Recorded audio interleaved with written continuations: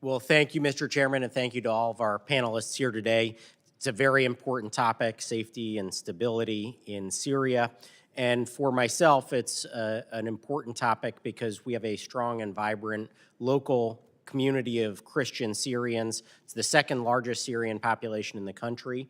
And I have heard and engaged with them on a number of times. They have serious concerns about Christian Syrians who are still in a very tenuous situation in Syria. And so, Ms. Menza, my question to you is, what is your assessment of the security for Christians and other religious minorities in Syria, but particularly Christians? And do you see conditions for those groups improving, remaining unchanged, or deteriorating under the current government? Thank you so much, Congressman, for your question. You know, Christians have dropped from 10% of the population before the war to 2% today, roughly about 300,000 to 400,000 that are left. And, you know, and while it seems that President al-Shara has directed his forces to not touch Christians, so we haven't seen the same sort of targeting of Christians, and it seems to be purposeful that way. Yet they have been caught in Suwaidas, they've been caught obviously in the Kurdish areas, they've been caught in the Alawite area, so we have seen them killed. And there has been targeted killings. In fact, there are even some Christians that are being detained right now. So it is not, they still are running into problems and have great insecurity and fear of the future.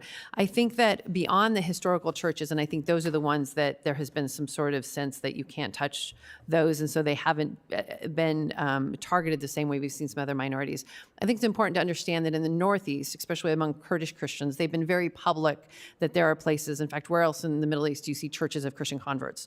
And so they are especially at risk, and it's so important that Congress also is paying attention to them as we look at the integration agreement, as we look at what these forces do to make sure the Christians who are converts, who've been more public, and of course there are also evangelical churches that tend to be more Christians from the historical Christian churches, but also, again, sometimes are more at risk from these Islamist factions. So yeah, it is very tenuous right now for Christians. I talk to them, some of them that are more up in the high in the mountains, further away, feel a little safer, but the ones in Damascus and other places are very fearful. And so you mentioned some of the statements from the current government in Syria. They have made other public statements about how they want to protect Syria's religious and ethnic minorities, including Christian Syrians. But given the violence in the past year, to what extent do you think those assurances are translating into real on-the-ground protections for Christians? Christians don't feel protected. And in fact, so many people personally have told me that someone has come up to them, or at the church they've received some, some post on the front saying, "You're next."